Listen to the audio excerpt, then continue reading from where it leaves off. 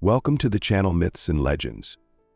In this episode, we will touch on one of the most significant topics in religious philosophy, the 7 deadly sins. These sins are considered the primary vices that can corrupt the human soul and forever distance it from God.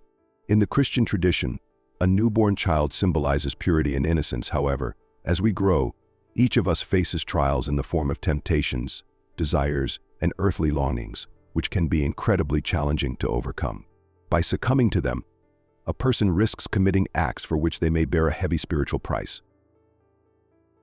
Today, we will take an in-depth look at each of the 7 deadly sins and examine how they manifest in human life. According to Christian doctrine, these sins are deemed the main sources of spiritual downfall, serving as the root of numerous moral and spiritual issues. We will explore the nature of these sins, discuss how they can impact individuals, and try to understand why they are so dangerous to the soul. Additionally, we'll delve into which forces or entities, according to various beliefs, might be behind these sins, pushing people towards sinful actions. Historically, the canonical list of the 7 deadly sins was finalized in the 6th century by Pope Gregory the Great, who based his work on the writings of the Greek monk and theologian Evagrius Ponticus. This list includes pride, envy, wrath, sloth, greed, gluttony, and lust. Each of these sins was examined in terms of how it affects human nature, corroding it from within and distancing it from a pious path. But our journey does not end here. It's essential to understand that sins can be overcome. In religious and philosophical teachings, there are numerous recommendations on how to resist each of these vices. We will discuss methods of spiritual cleansing and approaches to avoiding temptations that lead to sin. This is no easy path, but recognizing one's weaknesses is the first step toward overcoming them. Join us in this exploration to gain a deeper understanding of why the 7 deadly sins remain a crucial topic in religious teachings and how they continue to impact human life, even in the modern world. We will dive into the history of their origins, examine their effects on the human psyche and spiritual condition, and uncover lessons to help us grow stronger and purer in our thoughts and actions. Over time, this concept was further developed and refined by the eminent philosopher and theologian Thomas Aquinas. He created a more detailed classification of human vices, categorizing them by severity and depth. Aquinas laid the groundwork for the systematic approach to sins, which became an important part of Christian dogma. He regarded sins not merely as individual mistakes, but as actions leading to the spiritual degradation of a person. The fundamental definition of sin is rooted in the New Testament, where it is interpreted as an act that contradicts divine commandments and the laws established by God for human existence. Sin is not merely improper behavior, but a conscious violation of the divine order, created for the good of humanity. In his works, the Italian poet and thinker Dante Alighieri, especially in the Divine Comedy, presented a vivid and powerful depiction of punishments for sins. In this epic work, he illustrated the tortures that sinners' souls endure in hell, arranging them across 9 circles, each designated for specific categories of sinners. On my channel, you can also find a video dedicated to the 9 circles of hell, where I provide a detailed account of the suffering experienced by sinners in the underworld. The theme of the 7 deadly sins has ancient roots, and over the centuries has been enveloped in numerous myths and legends. People have long believed that each deadly sin is associated with a specific demon that tempts individuals to commit wrongdoing. These legends were passed down through generations, becoming an important part of folk traditions. Demonologists who studied the nature of otherworldly entities were always intrigued by the influence of demons linked to sins. In their works, they paid special attention to these beings, describing their role in the world and their influence on human vices. Thanks to centuries of research and the preserved magical books grimoires today, we can associate each of the 7 deadly sins with a specific demon. According to beliefs, these demons personify entities that tempt individuals into sin and lead them down the path of spiritual downfall. The most dangerous and grievous sin in Christian tradition is pride. This sin is considered primary, as pride was the very cause of Lucifer's fall. According to biblical lore, for his desire to place himself above God, Lucifer was cast down from heaven and condemned to rule hell, gaining authority over all souls that end up there after death for their sins. Pride also played a fatal role in the story of Adam and Eve. Desiring to become like God and to know good and evil, they broke his commandment and tasted the forbidden fruit in the Garden of Eden, for which they were expelled. Pride is seen as the root of all other sins. This vice can entirely consume a person's mind and emotions, causing them to elevate themselves above others and even aspire to take God's place. That is why it stands at the forefront of all deadly sins. Its consequences are particularly destructive to the soul, as it undermines the foundation of humility and true faith. A person consumed by pride finds themselves trapped in their own ambitions and desires. They lose the ability to objectively assess their actions and set a goal to reach the top at any cost, ignoring the feelings and interests of others. Pride is often considered the source of all other human vices, as it is associated with the main trait of the evil one. In this state, a person not only distances themselves from God but sets themselves above, opposing their will to the divine plan, leading to spiritual isolation. It is important to understand the difference between pride and arrogance. Pride can be a natural feeling, expressing satisfaction with one's achievements or recognition of one's efforts. However, arrogance is a distortion of this feeling, where a person begins to elevate themselves above everyone else and considers their superiority absolute. This state destroys the inner world, forcing a person to live in constant conflict with others and with themselves. Pride gradually destroys the soul, leaving it dry and cold, while the heart becomes encased in a hard shell, unable to express sincere emotions. A person consumed by this sin becomes emotionally dead, losing the ability for love, friendship, and honesty. The history of pride as a deadly sin goes back to ancient times. Aristotle, long before Christian teachings, noted that arrogance is always directed towards satisfying personal ambitions, which is why it poses a serious threat to society. In Christian tradition, pride is directly associated with Lucifer, the fallen angel who rebelled against God due to his desire to surpass him. This connection highlights just how dangerous this sin is for the soul. For by succumbing to pride, a person walks down the path of destruction once chosen by Satan himself.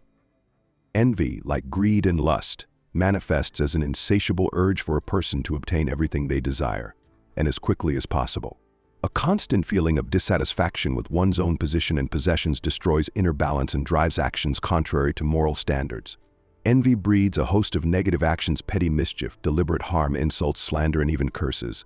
Gradually, this vice begins to affect a person's thinking and behavior, taking hold of their mind and heart. When envy takes over, it can awaken qualities such as greed, avarice, malice, and aggression. An envious person is deprived of the ability to be humble and grateful for what they already have, fails to acknowledge the gifts given to them by God, and does not appreciate their own life. A powerful example of the destructive force of envy is the story of Cain and Abel. Driven by envy that God accepted his brother's offering, Cain committed fratricide.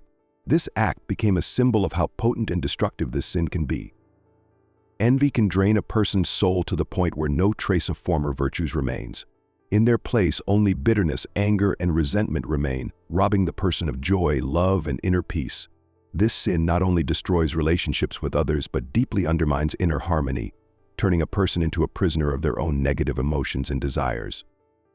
Thus, a person's soul plunges into darkness, where their only desire is revenge and causing suffering to those they perceive as their offenders or enemies.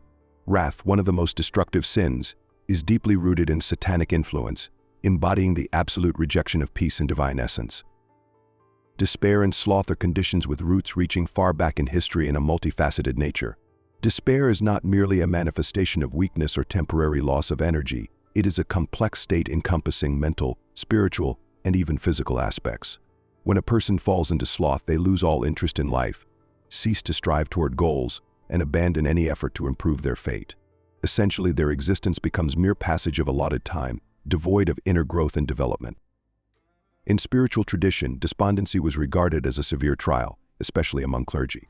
This state overwhelmed them to such an extent that they became indifferent to their duties and lost the zeal for serving God. This spiritual deadening was considered not just a sin but an illness of the soul, which could completely deprive a person of joy and purpose in life. One of the key aspects of this sin is the total absence of emotional and sensory engagement, both towards oneself and others. This emotional emptiness leads to states of boredom, anger, apathy, and mental sluggishness. A person afflicted with this vice becomes a recluse, isolating themselves from the world and losing interest in everything happening around them. Physically, sloth manifests as a refusal to work and engage in any active endeavor, leading to idleness and complete inactivity. This state inevitably results in spiritual stagnation, slowing the person's spiritual development and distancing them from God, and the path to eternal life. Unlike other sins, which are expressed through active immoral actions, despondency is a sin of inaction and neglected duties. A person gripped by despondency loses all interest and sense of responsibility for what happens, becoming indifferent to the world and to others. Despondency disrupts a person's inner connection with themselves and with God's purpose, turning them into a slave to idleness and meaningless existence. In Christian tradition, it is believed that this sin is incited by the demon Belphegor, who represents not only laziness but also material temptations. The Church warns that an excessive drive for accumulating material goods and wealth is one of the most dreadful forms of mortal sin, which can afflict the soul, depriving it of spiritual content and purpose.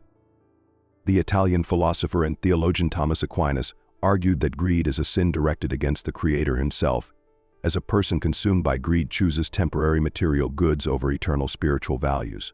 Greed drives people to actions such as robbery, theft, deceit, and manipulation, actions that directly contradict Christian commandments. People who succumb to greed refuse to help others without remorse, as money and material possessions become paramount to them, overshadowing mercy, kindness, and love. Such people are often called miserly because they literally become slaves to their wealth, turning riches into the purpose of their lives, thus destroying their souls. Greed erodes the spiritual foundation of a person, filling their life with a lack of compassion and humanity. This sin is traditionally associated with the demon Mammon, the symbol of an insatiable thirst for material wealth. Gluttony holds a special place in the list of deadly sins, viewed as enslavement to one's desires and excessive indulgence in one's appetite. Gluttony is not limited to overeating, it is also related to wastefulness and an inability to control one's needs, leading to spiritual impoverishment. Unlike other vices, this is a sin of excess and abuse of blessings, where physical satisfaction becomes more important than spiritual growth and self-discipline. In ancient times, gluttony was condemned because excessive food consumption by the wealthy often worsened the plight of the poor, who were left hungry. However, by the Middle Ages, the understanding of this sin became more nuanced. Thomas Aquinas expanded the concept of gluttony to include not only overeating but also obsessive anticipation of meals, excessive fussiness about food choices, and an intense passion for refined and expensive dishes. Aquinas identified several forms of gluttony. One of the most dangerous forms, he believed, was excessive greed for food, where a person cannot control their desires and succumbs to base pleasures. This condition is marked by a life focused solely on the pursuit of food and drink, impoverishing the spiritual side of existence. An example of the serious consequences of such a sin is the biblical episode where Esau, driven by hunger and the desire for immediate satisfaction, sold his birthright for a bowl of lentil stew. This story symbolizes how the drive for instant gratification of physical needs can lead to the loss of essential spiritual and life values. Lust is unique among the deadly sins, as it is primarily a sin of the flesh, unlike spiritual vices. However, despite its physical nature, the roots of this passion lie in the mind and imagination. Lust often begins with fantasies and thoughts that gradually translate into reality, taking physical form. But instead of delivering promised pleasure for many, this sin results in suffering, inner pain, and disappointment. Lust does not bring true happiness or harmony. It fills a person only with temporary pleasures that disrupt their inner world. Sometimes unbridled jealousy is also considered a form of lust. When a person succumbs to this passion, their soul falls under the control of the demon Asmodeus, who symbolizes vices related to desires and temptations. All demons aim to lure a person to their side, tempting them and turning them away from the path of righteousness. A soul under the control of sin falls forever into the grasp of Lucifer or another otherworldly power, spending eternity in hell, aiding for its sins through endless torment. According to demonology teachings, religious texts, and Dante Alighieri's description in the Divine Comedy, hell consists of 9 circles. Each circle is designated for different categories of sinners, and on each level, souls undergo punishments for their mortal sins. However, there is a way to avoid eternal punishment if a person sincerely repents and begins a spiritual struggle against their vices and temptations. God, by his nature, is merciful and capable of forgiving even the gravest sins if a person comes to repentance and turns towards spiritual life. God's mercy extends to all who sincerely seek to reform and find the path to salvation. Resisting earthly temptations is a difficult but essential path that requires not only willpower but also a profound awareness of one's nature. In the modern world, people constantly face numerous temptations. Envy, anger, greed, lust, and other vices surround us everywhere. These sins can subtly infiltrate consciousness, prompting actions that distance a person from spiritual growth and true harmony. Those who understand the nature of these deadly sins and their destructive impact must not only avoid them but also engage in a conscious inner struggle. This struggle begins with deep self-analysis, where a person identifies their weaknesses and recognizes the moments when their inclinations could lead to spiritual decline. With each new step on this path, a person learns to control their desires, striving for higher goals than temporary pleasures. Moreover, an awareness of mortal sins allows a person to become more attuned to the world around them. Understanding that anger, envy, or greed can destroy not only their own life, but also the lives of their loved ones helps them choose a path of virtue, humility, and love. By overcoming their vices, a person draws closer to a true spiritual state and inner peace, which opens the path to greater unity with God. Share your thoughts in the comments, as your perspective may help others better understand the nature of sins and their impact on our lives. Don't forget to subscribe to our channel Myths and Legends to stay updated on new episodes and dive with us into profound questions of human nature. Thank you for being with us.